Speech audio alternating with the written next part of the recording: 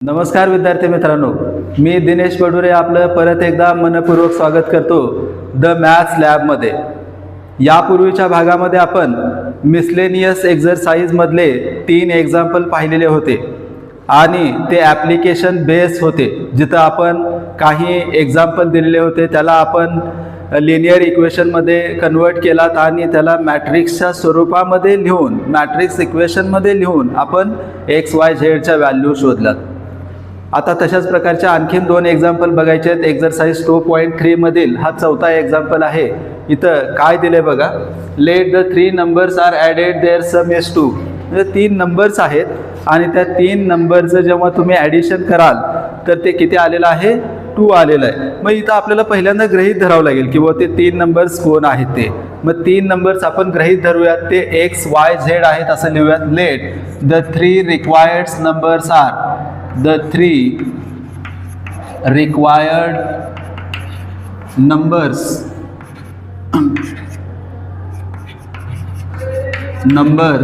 are X, Y, Z respectively आपण याच्यासाठी लिहिलं की इथं स्पेसिफिक तुम्हाला म्हणलेलं आहे की दुसरा नंबर, तिसरा नंबर सी रिलेटेड काही कंडिशन्स दिले आहेत, त्याच्यामुळे आपल्याला रिस्पेक्टिवली लिहावं लागेल. मग पहिल्या कंडिशनमध्ये तुम्हाला काय दिलेलं आहे, त्या तिघांचं ॲडिशन किती आहे, 2 आहे. बघा, the sum of the 3 numbers is 2, म्हणजे XYZ यांची बेरीज किती आहे, तिथं 2 आहे. मग लिहूयात आपण बाय गिवन कंडिशन दिलेल्या अटीनुसार आपल्याला असं लिहिता येईल X + Y + Z is equal to 2. हे झालं पहिलं इक्वेशन. त्यानंतर आता दुसरं कंडिशन काय आहे ते बघूयात. बघा, if 2 times the second number म्हणजे सेकंड नंबर कोण आहे आपला, तर सेकंड नंबर आहे Y. त्याचा 2 टाइम्स काय असेल, 2 टाइम्स म्हणजे 2 न गुणतो आपण, म्हणजे ते काय असणार 2Y. हे बघा, हा 2 टाइम्स म्हणजे 2Y. हा 2Y काय करायचं आहे तुम्हाला, is subtracted from the first and third number. म्हणजे काय करायचं आहे, इथं सम आहे actual, the sum of first and third number. म्हणजे फर्स्ट नंबर कोण आहे, X आहे, थर्ड नंबर कोण आहे, Z आहे. X आणि Zची बेरीज करा आणि त्याच्यामधून काय करा, 2Y सबट्रॅक्ट करा, जेणेकरून आपल्याला काय मिळेल असं म्हणले त्यांनी, देन वी गेट 8. म्हणजे आपल्याला तिथं किती मिळणार आहे, 8. तर काय इक्वेशन होईल बघा, X - 2Y + Z is equal to 8. परत एकदा बघा काय आहे, the twice of second number Y आहे, त्या Y ला 2 न मल्टिप्लाय केला आणि हे आल्याला 2Y जो आहे तो या दोघांच्या ॲडिशनमधून सबट्रॅक्ट करून किती मिळेल आपल्याला, 8 मिळेल असं सांगितलेलं आहे. मग परत काय आहे बघा, थर्ड कंडिशन आहे, if 3 times the first number कोण आहे, X आहे, त्याचा 3 टाइम्स म्हणजे काय, त्याला 3 न मल्टिप्लाय करणे. मग 3 टाइम्स म्हणजेच काय, तर 3X. बरोबर, हा 3X काय करायचं तुम्हाला, आता 3 times the first number is added to sum of second and third. काय करायचं आहे, सेकंड आणि थर्डच्या ॲडिशन करायचं आणि ती याच्यामध्ये ॲड करायचं आहे. सेकंड आहे Y आणि थर्ड आहे Z, आणि या तिघांचं जेव्हा आपण ॲडिशन करूयात तेव्हा तुम्हाला काय मिळालेलं आहे, देन वी गेट 4. तुम्हाला काय मिळेल, 4. तर हे 3 लिनियर इक्वेशन तुम्ही मिळवलात. या 3 लिनियर इक्वेशनमध्ये जे व्हेरिएबल्स आहेत तर त्यांच्या व्हॅल्यू आपल्याला शोधायच्या आहेत. मग त्या व्हेरिएबलचे व्हॅल्यू शोधण्यासाठी आपण मॅट्रिक्स मेथड यूज करत आहोत. In matrix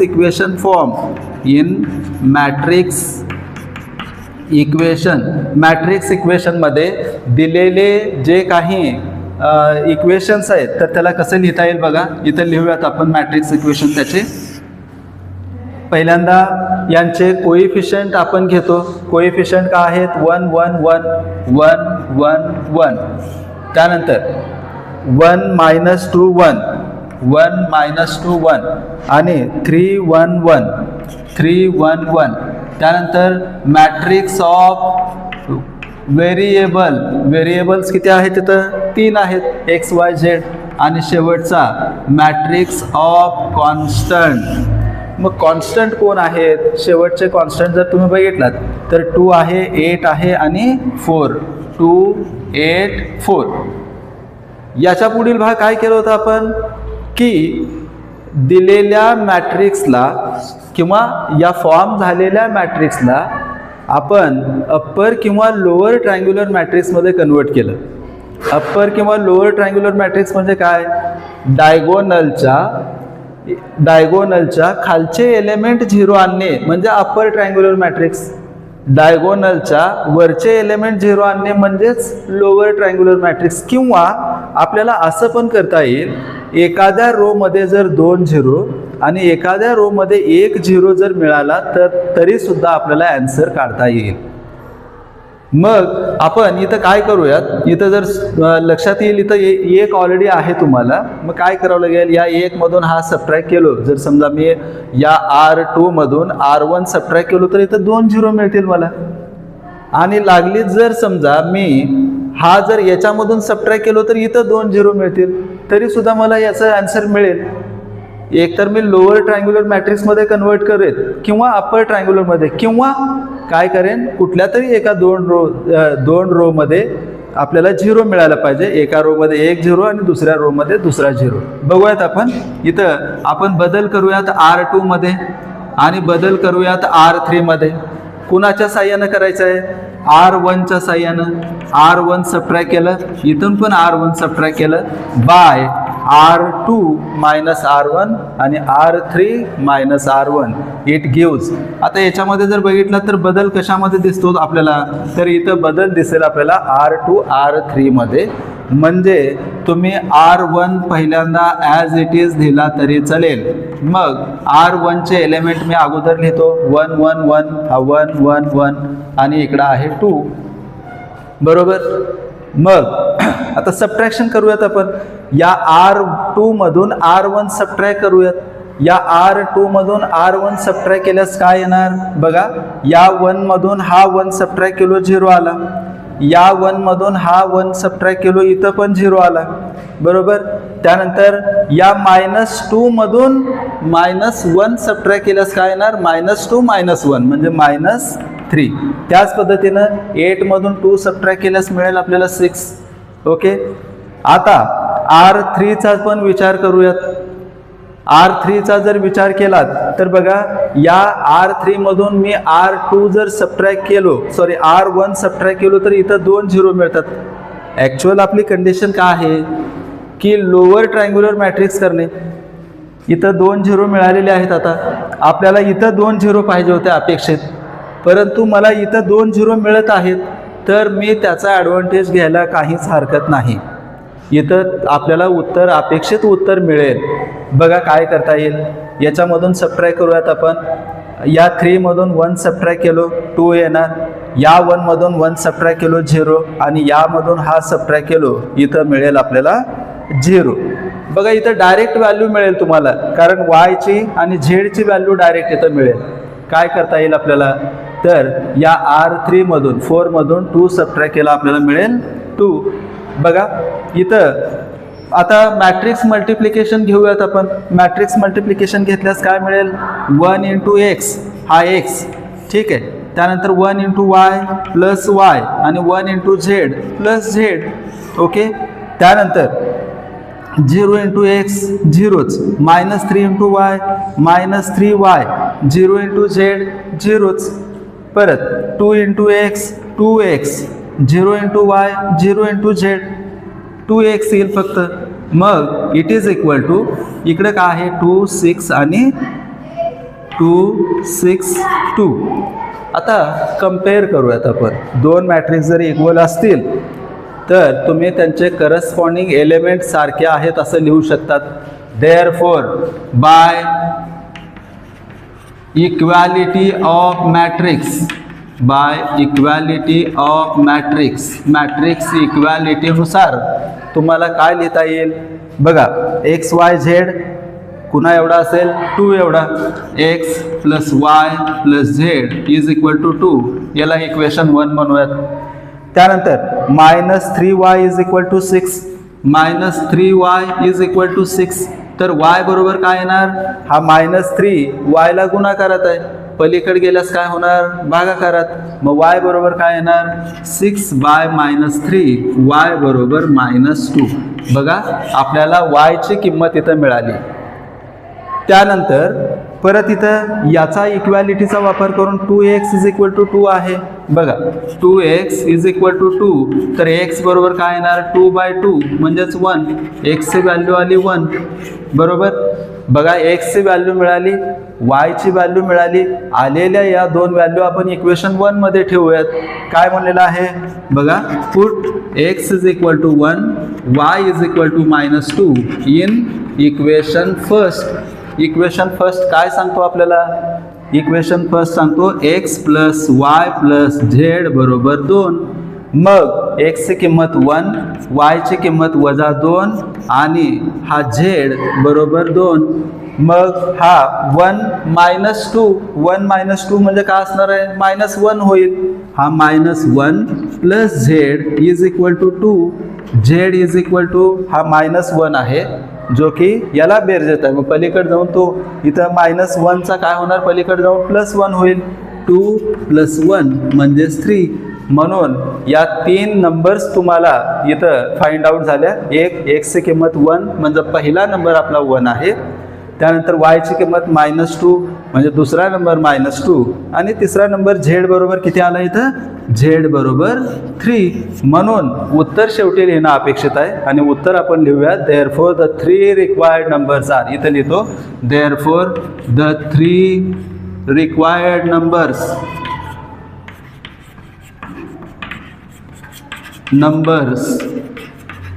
R. ते 3 रिक्वायर्ड नंबर कोणते आहेत, पहिला 1, दुसरा -2, तिसरा 3. 1 -2 अँड 3 रिस्पेक्टिवली. रिस्पेक्टिवली लिहिणं खूप आवश्यक आहे. कारण गणितामध्ये तुम्हाला जेव्हा कंडिशन्स दिले ते पहिल्या, दुसऱ्या, तिसऱ्या असं नंबरशी रिलेटेड दिले, त्याच्यामुळे आपल्याला रिस्पेक्टिवली लिहिणं अपेक्षित आहे. ठीक आहे, आलं लक्षात तुम्हाला. सोपा आहे एक्झाम्पल. याचा तुम्ही स्क्रीनशॉट घ्या. पुढील एक्झाम्पल बघूयात. या पुढील क्वेश्चन नंबर 5 मध्ये आपल्याला प्रश्न दिलेला आहे TV सेट आणि VCRशी रिलेटेड. हा कसा आहे प्रश्न बघा. The total cost of 3 TV set and 2 VCR is ₹35,000. आणि परत आपल्याला दुसरं एक कंडिशन दिलेलं आहे. त्या कंडिशनमध्ये ॲक्च्युअल त्या कॉस्ट प्राईसशी रिलेटेड नसून आता इथं मात्र सेलिंग प्राईसशी रिलेटेड इथं आपल्याला कंडिशन दिलेलं आहे. मग सेलिंग प्राईसशी रिलेटेड म्हणलं की तिथं प्रॉफिट येणार. आता कुठलाही दुकानदार जर काही वस्तू विकायचा असेल तर तो काय घेणार, त्याच्यावरती प्रॉफिट घेणार. मग कॉस्ट प्राईसमध्ये तुम्हाला त्याचं अपेक्षित जे काही प्रॉफिट आहे ते तुम्हाला ॲड करावं लागेल. बघा आपण कॉस्ट प्राईस गृहीत धरूयात, त्याचा x आणि y आहे असं गृहीत धरूत. बघा सोल्युशन याचं कसं असेल, let cost price of 1 TV set is ₹X. TV set X रुपयाला तो खरेदी केला, त्याची कॉस्ट प्राइस. आणि कॉस्ट प्राइस ऑफ 1 VCR तो आपण ₹Y म्हणूयात. बघा आपण काय गृहीत धरलं की TV सेट जे आहे ते X रुपयाला आहे असं म्हणूयात, त्याने घेतलेली किंमत. आणि VCR जे आहे ते Y रुपयाला घेतलं असं आपण गृहीत धरूयात. असं जर असेल तर एक TV जर X रुपयाला त्यानं घेतलेली असेल तर 3 TVचे त्याला किती रुपये द्यावे लागतील, 3 गुणिले X, 3 × X. म्हणजे पहिल्या अटीनुसार बाय फर्स्ट कंडिशन नुसार काय लिहिता येईल, तर 3 TVचे किती रुपये द्यावे लागतील, त्याला 3x रुपये द्यावे लागतील. आणि VCR हे Y रुपये आपण कॉस्ट प्राइस धरलेली आहे, त्यामुळे त्याला किती रुपये द्यावे लागतील, Y आणि Y म्हणजे 2Y. तर 2 VCRचे किती होणार, 2Y. आणि या दोघांची बेरीज म्हणजे 35,000. हा झाला पहिल्या कंडिशननुसार मिळालेलं इक्वेशन. आता सेकंड कंडिशनमध्ये मात्र थोडंसं आपल्याला लक्ष द्यायचं आहे. त्याने कॉस्ट प्राइसशी रिलेटेड न देता सेलिंग प्राइसशी रिलेटेड इथं कंडिशन दिलेलं आहे. कारण तिथं म्हणलेलं आहे की त्या दुकानदाराला the shopkeeper wants the profit of ₹1,000 per TV set and 500 per VCR.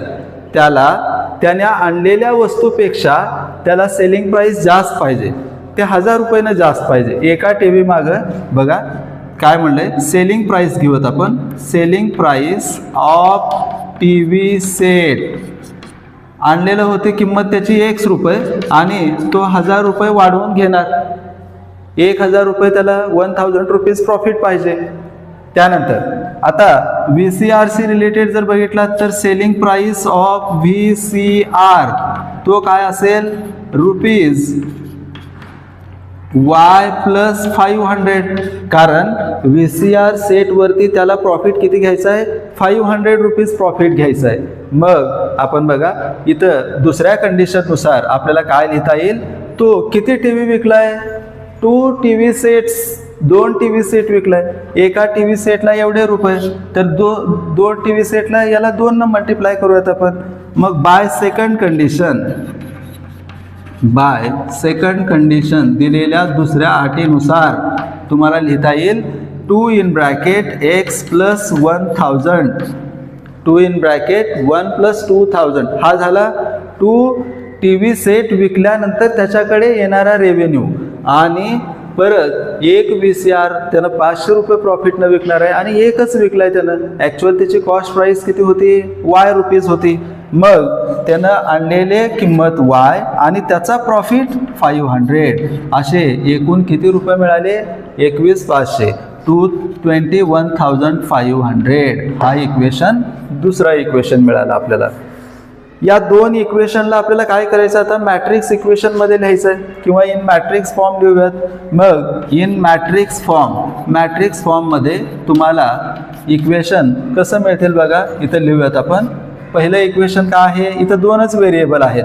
मग 2 व्हेरिएबल आहेत, कोण आहेत, X आणि Y 2च आहेत. मग आणि कॉन्स्टंट जे आहेत ते इथं घेऊयात आपण. कॉन्स्टंट काय आहेत बघा, 2 इक्वेशनचे इथं पहिल्यांदा जर तुम्ही कोइफिशियंट जर बघितलात तर पहिल्या इक्वेशनमध्ये 3 आणि 2 आहे. हा इथं 3, 2 आणि दुसऱ्या इक्वेशनमध्ये याला तो थोडंसं सोडवणं अपेक्षित होतं. इथं आपण थोडंसं सोडवूयात. काय करता येईल बघा, 2 इंटू X हा 2X, 2 इंटू 1000 म्हणजे 2000 plus Y plus 500 is equal to 21,500. मग हा 2X plus Y is equal to हा 2000 आणि 500 म्हणजे 2500 इकडं पॉझिटिव्ह आहे, पलीकडे जाऊन सबट्रॅक्शन होणार. 21,500 मधून हा 2,500 सबट्रॅक्ट केल्यास तुम्हाला किती मिळेल, 21,000 मधून 2,000 सबट्रॅक्ट केल्यास 1900. कारण 500 वरून सबट्रॅक्ट केला आपण आणि 21 मधून 2 गेले 19,000. म्हणजे हा दुसरा इक्वेशन तुम्हाला असा मिळाला. याला मॅट्रिक्स फॉर्ममध्ये कसं लिहिता येईल, 2, 1 आणि त्याचे कॉन्स्टंट जर बघितलात तर इथं आहे 35,000 आणि इथं किती आहे 19,000. आता नेक्स्ट या इक्वेशनला आपण अप्पर किंवा लोअर ट्रायंग्युलर मॅट्रिक्समध्ये कन्वर्ट करूयात. इथं सोपं आहे, इथं 1 ऑलरेडी आहे. तुम्ही याला 2 न मल्टिप्लाय करून याच्यामधून सबट्रॅक्ट केल्यास तुम्हाला आन्सर मिळेल. बघा काय करता येईल, R1 मध्ये बदल करूत आपण, 2 न मल्टिप्लाय करूत आणि R2 ला 2 न मल्टिप्लाय करूयात याला, जेणेकरून इथं 0 मिळेल आणि आपल्याला लोअर ट्रायंग्युलर मॅट्रिक्स मिळेल. ठीक आहे. By R1 changes as R1 minus 2 R2 it gives आपल्याला काय मिळेल बघा, हा XY बदल कशात होणार आहे, आपल्याला इथं बदल मिळणार आहे आपल्याला R1 मध्ये. R2 ॲज इट इज लिहितो, हा 2 त्यानंतर इथं 1 त्यानंतर इथं 19,000 म्हणजे 19,000. ठीक आहे. मग आता इथं काय करता येईल, सबट्रॅक्शन करायचं. तुम्हाला कसं सबट्रॅक्शन करायचं आहे, याला 2 न मल्टिप्लाय करायचं, याला 2 न मल्टिप्लाय करायचं आणि याच्यामधून सबट्रॅक्ट करा. 2 न मल्टिप्लाय करा 4, 3 मधून सबट्रॅक्ट करा -1, 2 न मल्टिप्लाय करा 2, याच्यामधून सबट्रॅक्ट करा 0, 2 न मल्टिप्लाय करा 19 2s are 38 हा 38,000 झाला. 38,000 35,000मधून सबट्रॅक्ट करायचं आहे म्हणजे किती येणार -3,000 येणार बरोबर -3,000 मग इथं लिहूयात आपण -3,000. आता आपल्याला अपेक्षित रूप मिळालेलं आहे. इथं तुम्ही मॅट्रिक्स मल्टिप्लिकेशन इथं करू शकता -1 × x -x 0 × y 0 परत 2 × x 2x आणि 1 × y + y is equal to पुढे जे आलेलं आहे तेच -3,000 आणि 19,000 म्हणजे 19,000. मॅट्रिक्स इक्वॅलिटीनुसार किंवा बाय इक्वॅलिटी ऑफ मॅट्रिक्स काय लिहिता येईल बाय इक्वॅलिटी ऑफ मॅट्रिक्स इक्वॅलिटीनुसार काय लिहिता येईल तर यांचे करस्पॉन्डिंग जे काही एलिमेंट्स आहेत ते सारखे असतील -x इज इक्वल टू -3,000 म्हणजेच x बरोबर 3,000. त्यानंतर आलेली 1,000 ही व्हॅल्यू याच्यामध्ये ठेवूयात. दुसरं इक्वेशन काय मिळेल आपल्याला 2x + y is equal to 19,000 आहे. हा 3,000 याच्यामध्ये ठेवूयात 2 × 3,000 + y इज इक्वल टू 19,000. हा 2 न याला मल्टिप्लाय केल्यास किती येणार हा 6,000 + y is equal to 19,000 y is equal to 19,000 मधून हा इकडे y ला ॲडिशनमध्ये आहे पलीकडे जाऊन काय होणार ते सबट्रॅक्ट होणार 6,000 याच्यामधून सबट्रॅक्ट केल्यास 13,000 y ची व्हॅल्यू म्हणजे किती आली y ची व्हॅल्यू इथं 13,000 आलेली आहे. म्हणजे इथं y म्हणजे काय होतं तर कॉस्ट प्राइस ऑफ इथं लिहिलं होतं बघा आपण वायचं काय लिहिलं इथं कॉस्ट प्राइस ऑफ VCR बरोबर आहे. म्हणून इथं लिहूयात देअरफॉर द कॉस्ट प्राइस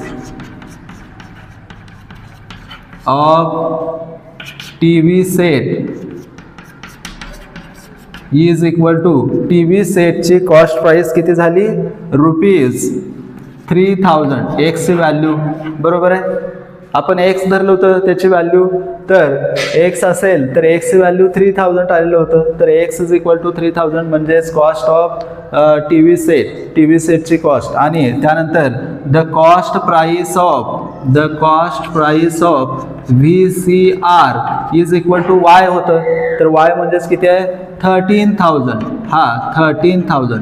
प्रश्नामध्ये आपल्याला काय विचारलेलं आहे कॉस्ट प्राइस तर विचारलेलंच आहे सोबत तुम्हाला सेलिंग प्राइस पण विचारलेलं आहे. मग सेलिंग प्राइस म्हणजेच काय त्याच्यात प्रॉफिट ॲड करून येणार आहे. देअरफॉर सेलिंग प्राइस शॉर्टमध्ये लिहितो सेलिंग प्राइस ऑफ TV सेटमध्ये 1,000 ॲड करायचं तुम्हाला म्हणजेच 3,000 मध्ये आपण 1,000 ॲड केलात तर ₹4,000 ठीक आहे 4,000 रुपये हे काय असेल TV सेटची सेलिंग प्राइस असेल. आणि ती जर VCRचा विचार केलात तर VCR 13,000 त्याची कॉस्ट प्राइस होती आणि या 13,000 मध्ये 500 आपण ॲड केलं तर ती येणार 13,500.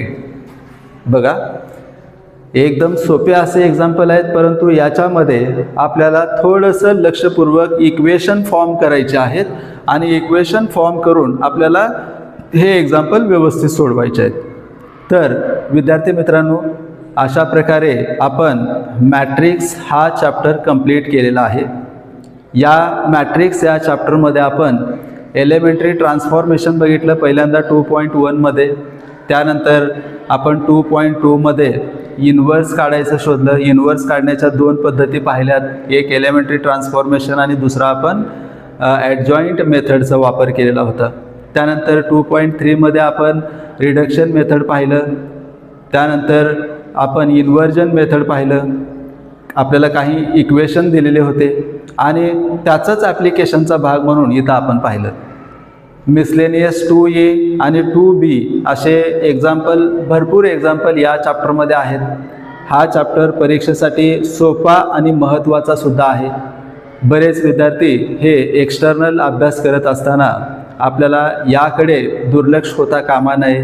तर आपल्याला सोप्या पद्धतीनं हे एक्झाम्पल पहिले 2 चॅप्टरची व्यवस्थित तयारी करायची आहे आणि आपल्याला परीक्षेमध्ये याला निश्चितच याची मदत होईल. तर विद्यार्थी मित्रांनो, पुढील भागामध्ये आपण या पुढील चॅप्टर बघूयात. धन्यवाद.